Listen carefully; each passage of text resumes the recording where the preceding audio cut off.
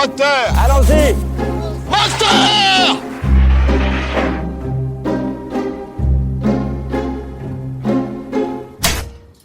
C'est pas lui. Suleiman, Mourihandi, Bergen. Moi, j'ai besoin des sous. Demain, je te paye à 13h. Et voilà, vous avez entendu Suleiman. Eh bien justement, ça tombe bien, je vais vous parler de l'histoire de Suleiman. Histoire de Suleiman, du réalisateur Boris Lojkine. Alors, oui, c'est vrai que j'allais voir ce film, sans être convaincu a priori. D'ailleurs, je savais même pas de quoi on parlait. Enfin, j'avais vu qu'on en parlait beaucoup, et donc ça m'inquiète toujours, parce que je me suis dit, on aime souvent maintenant les films pour de mauvaises raisons. Mais bon, bref, je suis allé, et je m'installe dans la salle de cinéma, et d'abord, on est frappé par le silence.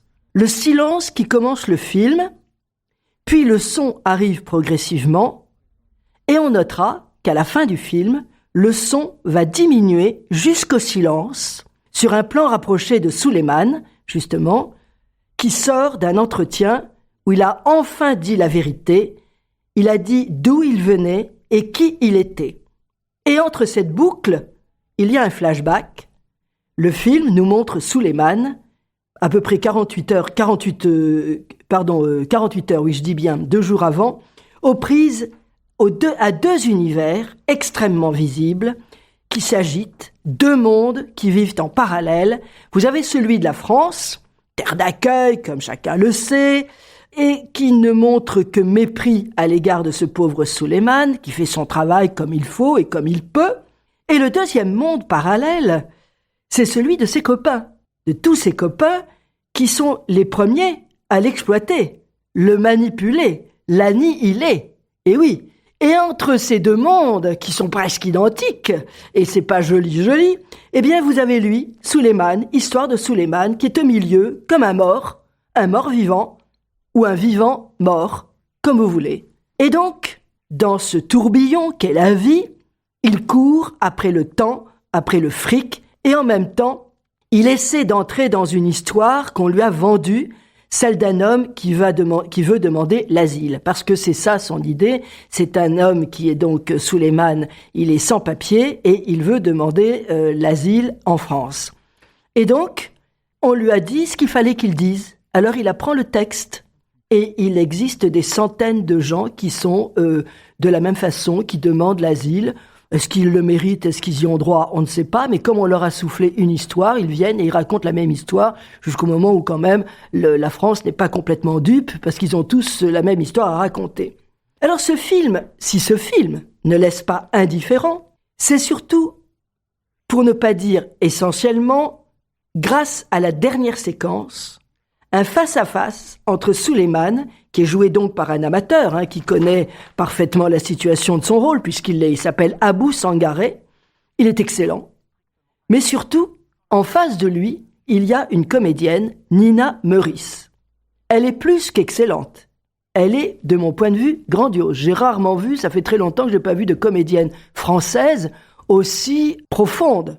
Par ses silences, son regard, sa tension, sa profondeur, oui, son acuité, elle apporte toute l'humanité transcendantale de l'être humain, dont l'être humain peut encore être capable, mais qui est souvent off dans le film, la plupart du temps. Donc c'est une séquence qui arrive à la fin, extrêmement bien montée, et qui doit dire nous émeut, parce que cette scène, elle est portée par un souffle qui dépasse, semble-t-il, le jeu d'acteur.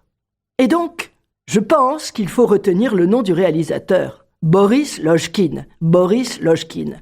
À mon avis, c'est quelqu'un, on n'a pas fini d'en parler, plutôt même très subtil, très malin. Il a dit dans un interview qu'il avait été influencé par un film roumain, La mort de Dante Lazarescu. Eh bien oui, je me dis, mais bien sûr, c'était un film de Cristi Puiu, je ne sais pas si je prononce pas très bien le roumain. C'était un film, je suis allé vérifier, parce que je m'en souviens, mais comme si je l'avais vu hier. Je suis allé vérifier, il est sorti en 2006. Alors j'étais stupéfaite, parce que là, vraiment, c'est un film, et effectivement, Dans ce film, c'était en gros l'histoire d'un type, donc Lazarescu, qui avait une attaque chez lui, et donc on appelait le SAMU, et donc il y avait une équipe qui venait le chercher, et toute la nuit, il passait toute la nuit à chercher un hôpital où on pouvait effectivement le prendre. Il n'y avait pas moyen. Il n'y avait pas moyen. Donc il y avait une urgence, une angoisse, une permanence comme ça, terrible, et à la fin, à la limite, quand on le prend enfin dans un hôpital, il meurt. C'est comme une délivrance. Ouf! Sortons de cette espèce de piège qu'est la vie. Je veux dire, voilà, il y avait quelque chose de très très fort dans ce film, la mort de Lazarescu. Ça veut dire, je vous le signale, parce que si vous voulez voir un film vraiment de qualité, un film roumain de Cristi Puiu, ça vaut vraiment le détour. Et donc, je pense que Boris Lochkin, très inspiré, semble-t-il, de ce film, est aussi pertinent. Et donc, Boris Lochkin, il a choisi de filmer un environnement. C'est là aussi, c'est intéressant. Certains diront, oh, c'est un documentaire. Ah ben non, moi, les documentaires, je fuis, parce qu'on ne l'aurait pas montré de cette façon-là. Là, il y a il y a un environnement. Il a choisi ses décors, il a choisi ses lumières, il a choisi sa façon de filmer, il a choisi ses comédiens. Et oui, y a-t-il un pilote dans l'avion? Oui, bien sûr. Et donc, un environnement très coloré, très esthétique, par les décors, la lumière, et la caméra aussi est comme un tourbillon. Et d'ailleurs même le directeur de la photo, le cadreur, ils étaient à vélo. Tout le monde était à vélo. Ça, je regrette parce que je me dis, j'aurais pas pu participer au film, j'ai jamais fait de vélo de ma vie. Alors ça, c'est mon grand regret. Je vais peut-être me mettre au vélo rien que pour ça. Et donc, ça veut dire que cette caméra de Boris, elle filme une odyssée, comme celle de Suleiman. C'est ce qui accentue d'ailleurs le fait qu'on soit presque en porte-à-faux, on roule assez vite, on est très près des gens, on s'arrête, et donc tout d'un coup, on a une espèce d'empathie incroyable pour ce jeune Suleiman. C'est-à-dire que quand tout d'un coup il a un accident, on est, mon Dieu, j'espère qu'il s'est pas fait mal. Voilà, on est en permanence complètement avec lui, et cette façon de filmer accentue l'effervescence, la mobilité, et en plus de ça, à côté le parcours très chaotique, faut bien le dire, mais d'une très grande beauté. Et en plus, il y a pas de musique, c'est uniquement les bruits de Paris. Et c'est un truc de dingue parce qu'il est complètement au milieu des bagnoles, on entend les klaxons, les coups de frein, les machins, les gens qui parlent, il y a un brouhaha constant, mais c'est vrai que Paris c'est devenu un truc, mais un bourdonnement terrible. Moi je me souviens une fois, j'avais donné rendez-vous à un ami sur un bistrot à côté de l'Opéra. Écoutez, on était là, il faisait beau, on était dehors, il a fallu changer de place, on s'entendait pas, tellement il y avait de bruit. On ne s'entendait pas. Alors c'est Paris, ça, c'est Paris évidemment. Et donc c'est très bien filmé parce que c'est ce qui apporte finalement, comme je vous parlais de la dernière scène du film, ce dénouement a une force parce que tout d'un coup, on est dans le parler vrai et dans l'écoute et le silence. Et on en avait besoin.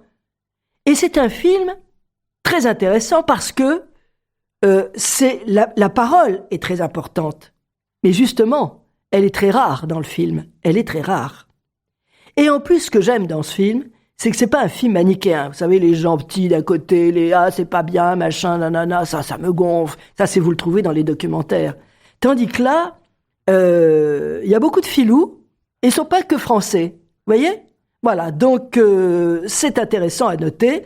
Et le parcours du combattant à vélo dans Paris se fait dans des lieux choisis, justement, pour leur beauté. C'est extrêmement bien cadré, c'est du très beau travail, très maîtrisé, il y a une très belle écriture cinématographique. Et je pense que c'est ce qui distingue ce film d'un documentaire basique. Là, tout d'un coup, il y a une écriture et un regard cinématographique, et moi je trouve que c'est beaucoup mieux, c'est-à-dire que tout d'un coup, la réalité est sublimée. La valeur esthétique du regard n'est pas négligée. On est dans du cinéma, c'est du cinéma.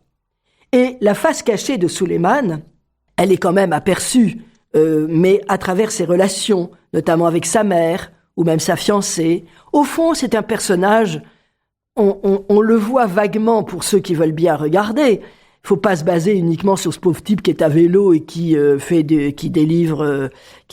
livraisons à droite et à gauche, nuitamment et tout le temps, et 24 heures sur 24. C'est un homme, c'est un grand seigneur. Il est amour. Oui, je dis grand, parce que, notamment quand sa fiancée, qui évidemment est restée au pays, lui dit que quelqu'un lui a demandé sa main, il est très généreux. Et il dit des choses qui sont tellement magnifiques et poétiques. Nous, en France, tout le monde ricanerait. Il dit notamment, il comprend qu'il faut qu'il la laisse libre. Et donc, il lui dit « Te quitter me brûle de douleur ». Oh, mais écoutez, c'est magnifique. Je veux dire, en France, vous dites ça, « Te quitter me brûle de douleur ». Oh, tout le monde va se marrer, quoi. Voilà, vous voyez, voilà, on a un peu changé les choses, c'est comme ça. Et en même temps, il a un côté très enfant. Il est toujours l'enfant de sa mère. Et d'ailleurs, à la fin, même devant la dernière séquence dont je vous ai parlé, il parle de sa mère et il dit « Elle m'avait dit de ne pas mentir et je mens ». Ça le fait pleurer, quoi. Vous voyez, donc c'est tellement charmant, quoi. Voilà, donc c'est un homme droit. C'est un homme droit. C'est vrai qu'effectivement, chez les migrants, souvent, on les met tous dans le même panier, si je puis dire. Et je pense que c'est dommage qu'on ne s'arrête pas quand même 30 secondes aux individus. Mais c'est pas à cause de ces deux mondes qu'il en sert. Le monde de la France et le monde de ses copains qui sont quand même pas toujours très réglo, quoi. C'est des gens qui font des mafieux, hein. Enfin, faut le dire, quoi, aussi. Tous ces gens, ces passeurs, etc., etc. Et donc, c'est quand même dommage. Alors, c'est vrai quand même, quand je vous disais que c'est pas manichéen, ce film, oui, parce que de temps en temps, si on regarde bien le film, il est par exemple dans un autocar, il y a quand même un gros plan d'une dame blanche qui le regarde. Et on voit bien que son regard n'est pas méchant du tout, quoi. Voilà. Il y a quand même des regards, des échanges. À un moment, il amène une pizza chez un vieux. Bon, le vieux est tout seul. Il veut lui couper la pizza. Et d'ailleurs, le vieux lui dit « Je suis content de vous avoir vu. » Mais oui, parce que le fils, il est pas là. Il est au bout du fil, certes, mais enfin, il est pas là. Donc, tout le monde est dans une sorte de solitude, un peu, voilà. Et même la police, le réalisateur a fait en sorte que ils n'ont peut-être pas inventé l'eau tiède, mais bon, en même temps, ils sont pas méchants, quoi. C'est pas des policiers qui tuent, comme vous en avez certains qui pensent qu'on en est là, quoi. Voilà. Donc, tout ça est très intéressant parce que c'est profondément humain. Et à un moment, le Souleymane se pose la question, et je dois dire honnêtement qu'on se pose aussi la question, quelquefois, il y a de quoi se poser la question. Il dit « Je ne sais pas pourquoi je suis venu en France. » Eh ben oui. Je me demande s'il serait pas quand même plus heureux dans son pays. Mais bon, voilà, ça, c'est pas politiquement correct de dire des choses pareilles. Et pourtant, c'est ce que se dit Souleymane, ce que le réalisateur fait dire à Souleymane. Et ce que Souleymane pense vraiment, vraisemblablement, puisqu'il parle de sa propre histoire aussi. C'est pas autobiographique, mais c'est quand même, c'est pas loin de ce qu'il a vécu. Et donc, on s'aperçoit aussi que son objectif, quand il a quitté son pays guinéen, c'était d'aller en Algérie pour trouver du boulot pour venir en aide à sa mère qui était malade. Le problème, c'est que avec les passeurs, vous faites pas ce que vous voulez. On l'a amené en Libye, qui était un pays atroce, violent, dégueulasse. Tout le monde le sait maintenant, évidemment. Et donc, on lui demandait de l'argent. Il a été obligé. Je veux dire, il s'est retrouvé à Paris. Et on peut penser qu'il n'est pas le seul à être dans ce cas-là. C'est-à-dire, il a été menacé par les passeurs qui faisaient du chantage. Voilà. Et donc, il dit même qu'en Libye, on les traitait comme des animaux. Donc, je pense que c'est un film, moi, que je vous recommande, parce que c'est un film qui nous touche, parce qu'il est profondément humain. Eh bien, cette humanité-là, comme elle disparaît de plus en plus, oui, il faut se raccrocher peut-être à ce genre de truc. C'est-à-dire, il n'y a pas de prêchi-prêcha à la mode. C'est au contraire, c'est cette touche humaine qu'il faut absolument voir. Donc, je vous recommande très vivement ce film, L'histoire de Souleymane, de Boris Lochkine. Et surtout, souvenez-vous de ce nom. C'est un réalisateur. Il a fait un autre film avant que je n'ai pas vu, donc je ne peux pas vous en parler. Mais honnêtement, il faut suivre ce réalisateur qui promet incontestablement. Je vous propose d'écouter la bande-annonce. Monsieur Sangaré, moi je suis là pour vous écouter. C'est quoi votre histoire à vous? Frérot, je t'ai donné le compte pour que tu travailles. Ça sonne pas Il faut assez. travailler, frérot. On n'est pas venu en Europe pour jouer. Fais le tour. Toi, c'est pas Emmanuel, toi. Effectivement. Ah oui, là. C'est pas lui. Souleymane. Mouriandi. Moi, j'ai besoin des sous. Demain, je te paye à 13h. C'est pour moi. Courage. Merci beaucoup. Vous voulez un coup de main? On va doucement. Souleymane, c'est pas le 22 février, c'est le 19 février. Entretien on dans 2 jours. Radio, on a maîtrisé l'histoire. Il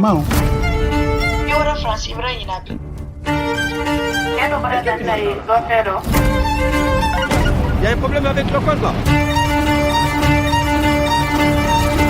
Mon ami, tu toujours encore. Vous venez d'avoir un compte. Ça va, t'es pas trop fatigué? 115 de Paris, bonjour. C'est pour avoir une place pour ce soir, s'il vous plaît. Faut pas stresser, reste optimiste. S'il vous plaît, ne me pousse pas.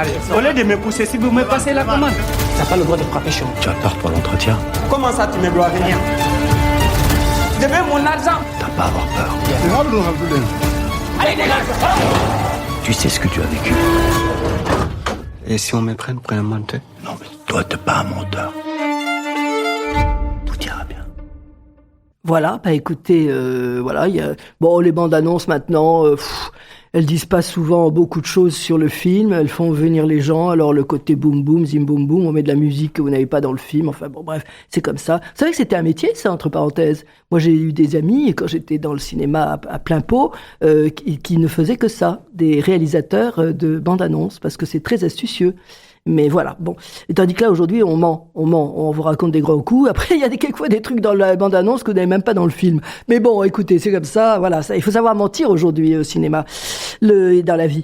Bref, écoutez, la prochaine fois, je vous parlerai quand même des réalisateurs. J'en ai pas parlé quand son film est sorti, mais je pense qu'on devrait pouvoir encore voir ce film. Et puis, c'est surtout, il faut parler quand même de Francis Ford Coppola. Bah oui, quand même, voilà.